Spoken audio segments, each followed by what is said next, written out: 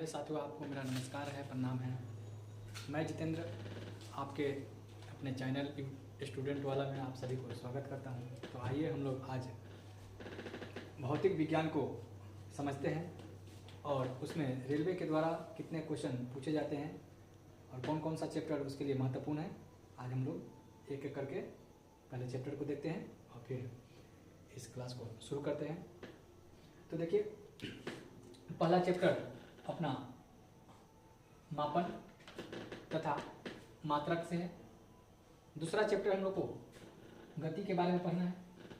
तीसरा है बल तथा न्यूटन के गति विषय नियम के बारे में पढ़ना है। 4 नंबर चैप्टर कार्य, शक्ति तथा ऊर्जा के बारे में पढ़ना है। 5 नंबर हमें गुरुत्वाकर्षण के बारे में पढ़ना है। चैप्टर नंबर 6 ऊष्मा तथा तापमान के बारे में पढ़ना है। 7 नंबर चैप्टर ध्वनि एवं ध्वनि तरंग के बारे में पढ़ना है। 8 नंबर प्रकाश के बारे में पढ़ना है। 9 विद्युत एवं विद्युत धारा को समझना है। और अंतिम चैप्टर जो है वो विद्युत चुंबक है। तो इस 10 चैप्टर से रेलवे के द्वारा आरआरबी ग्रुप डी में कम से कम 8 से 10 क्वेश्चन इसी 10 चैप्टर से पूछे जाते हैं। तो हम लोग उन्हीं चैप्टरों को यहाँ पर पढ़ेंगे जो रेलवे के लिए अति महत्वपूर्ण साबित हुए हैं अब तक के। तो आइए हम लोग पहला चैप्टर को सरलतापूर्वक समझने का कोशिश करते हैं कि पहला चैप्टर मापन तथा मात्रक क्या है और इससे जुड़े हुए कौन कौन से कंसेप्ट हमें रेलवे के पेपर में देखने को मिलेंगे। तो समझते हैं। सबसे पहले मापन के बारे में हम लोग समझते हैं कि मापन क्या है। मापन क्या है? किसी भी वस्तु को सरल और सुविधाजनक भौतिक राशियों की प्राप्ति के लिए हमें मापन की आवश्यकता होती है। इन्हीं राशियों का सरलतम मान प्राप्त करने के लिए मापन की आवश्यकता है। तो क्या है? किसी पदार्थ के भौतिक मान प्राप्त करने के लिए हमें मापन की आवश्यकता होता है। तो पदार्थ के भौतिक मान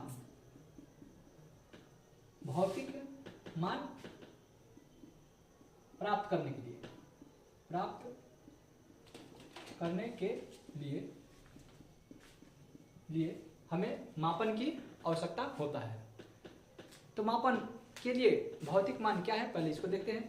तो भौतिक मान से भौतिक राशियां आती हैं। भौतिक राशियां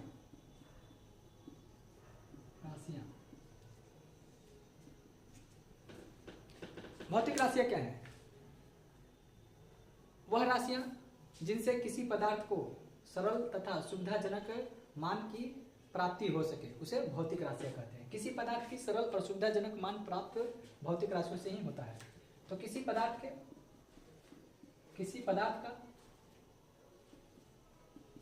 का सरल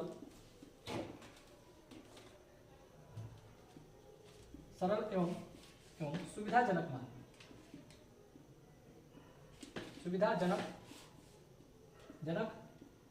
मान प्राप्त करना। भौतिक राशियों से क्या करते हैं हम लोग? किसी पदार्थ का सरल एवं सुविधाजनक मान प्राप्त करते हैं। और भौतिक राशियां कितने प्रकार की होती हैं? तो ये हम देखते हैं कि भौतिक राशियां कितने प्रकार है। तो प्रकार, भौतिक राशियों को मुख्यतः 2 प्रकार से मापते हैं। तो प्रकार कितने हुए? 2 हुए। कौन कौन सा? एक है तुम्हारा अदैसिक राशि, नंबर 1 अदैसिक राशि या अदैसिक भौतिक राशि। और दूसरा जो है वो है दैसिक राशि। अब समझते हैं कि अदैसिक राशि किसे कहते हैं और दैसिक राशि किसे कहते हैं।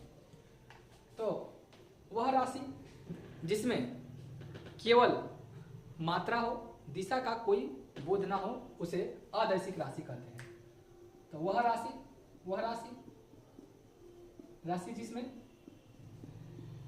जिसमें केवल मात्रा की बोध हो उसे हम लोग अदैसिक राशि कहेंगे। और दैसिक राशि किसे कहते हैं? वह राशि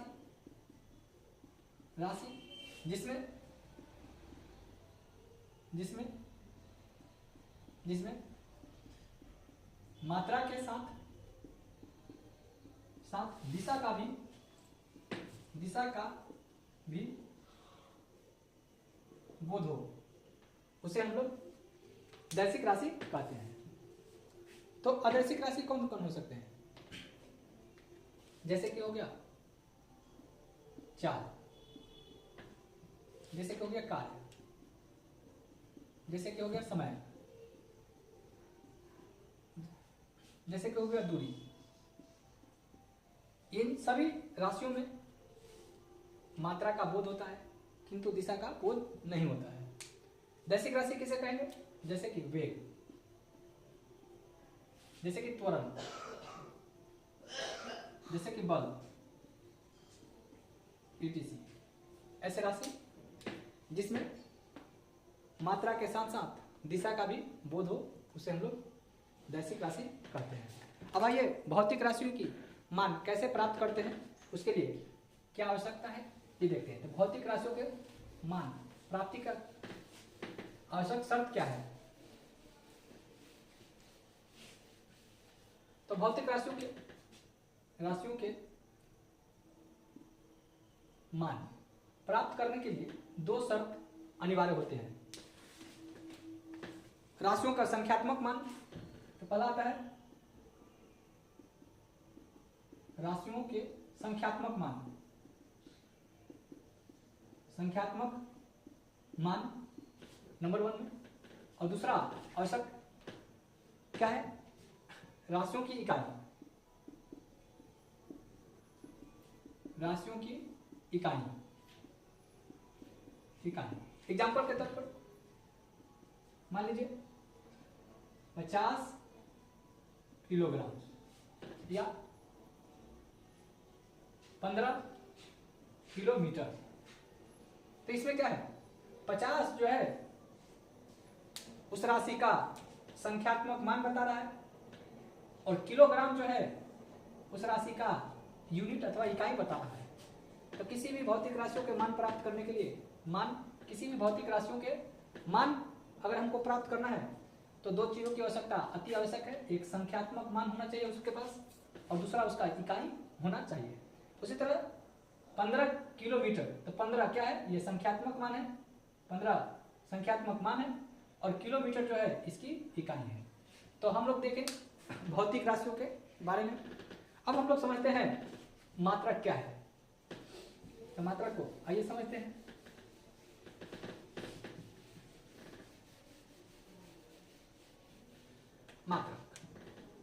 मात्रक को हम लोग इकाई के रूप में जानते हैं। तो इकाई किसे कहते हैं पहले वो समझते हैं। किसी भी भौतिक राशियों को मापने के लिए सरल एवं सुविधाजनक उसी प्रकार के मान को जो उसे सरल और सुविधाजनक बना सके उसे इकाई कहते हैं। इकाई क्या है? किसी भी भौतिक राशियों को मान प्राप्त करने के लिए उसी प्रकार के सरल और सुविधाजनक छोटे मान को इकाई कहा गया है। तो इकाई क्या है? किसी भी भौतिक राशियों को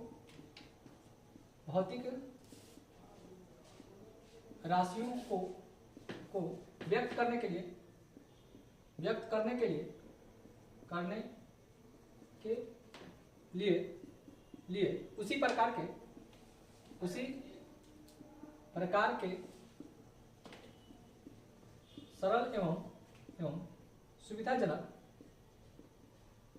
एवं सुविधाजनक मान को इकाई कहते हैं। तो इकाई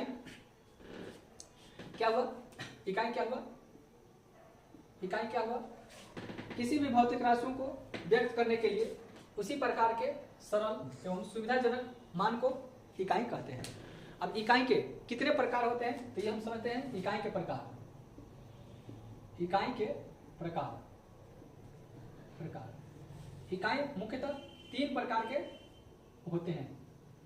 नंबर 1 मौलिक इकाई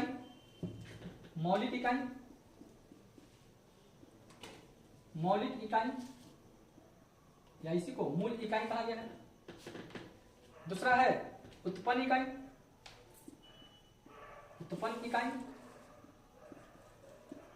और तीसरा जो है पूरक इकाई।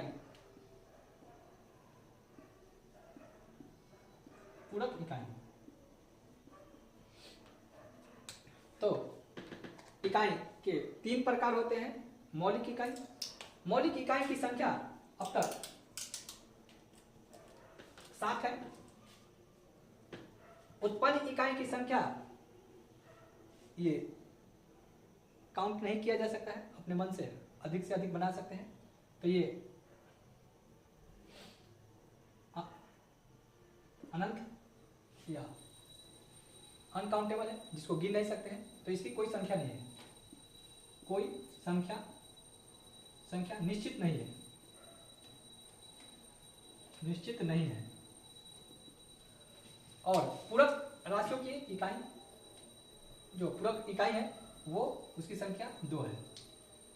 तो इस तरह से हम लोग इकाई के 3 प्रकार समझे, मौलिक इकाई, उत्पन्न इकाई और पूरक इकाई। अब आइए हम लोग मौलिक इकाई किसे कहते हैं उसको हम लोग समझते हैं। तो मौलिक इकाई के बारे में समझते हैं।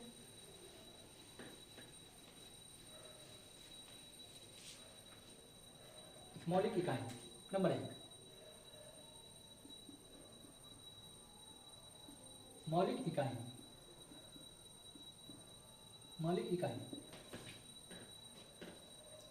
तो मौलिक इकाई क्या है?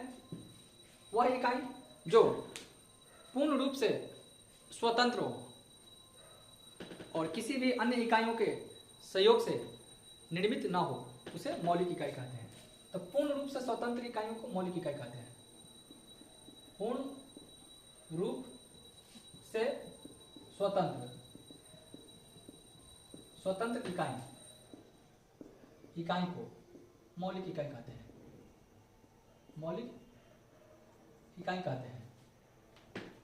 इनकी संख्या कितनी थी?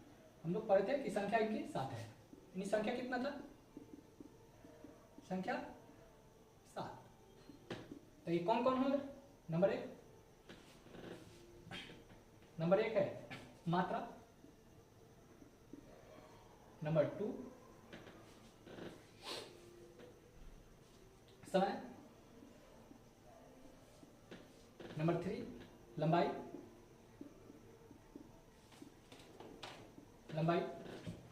नंबर 4 तापमान, नंबर 5 पदार्थ की मात्रा,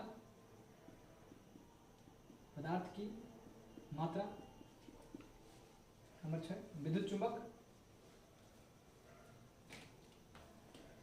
पदार्थ की मात्रा।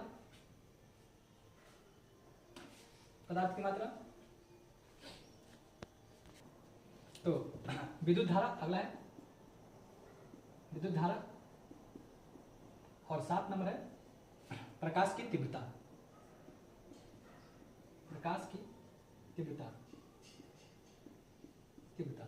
तो ये 7 हमारे मूल इकाई हुए और इन्हीं 7 मूल इकाइयों के सहयोग से, इनके सहयोग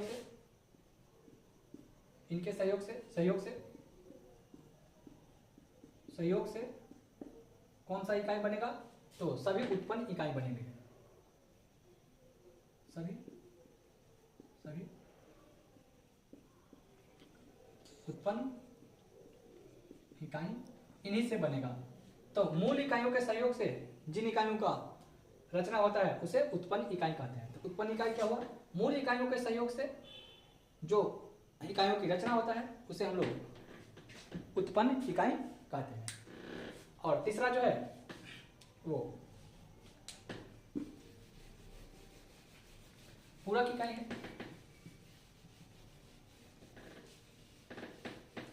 तीसरा नंबर 3 पूरक इकाई। पूरक इकाई इनकी संख्या 2 थी, तो एक है घनकोण, घनकोण, एक है समतल कोण, समतल कोण। तो ये हमें इकाई के बारे में पूरा जानकारी हम लोग आज ले लिए। तो तब तक के लिए आज हम लोग यहीं तक रखेंगे, और इस चैनल को आप लोग का सहयोग अगर मिले तो हम लोग और अधिक से अधिक बेहतरीन क्लास लाने का कोशिश करेंगे। और तब तक के लिए नमस्कार।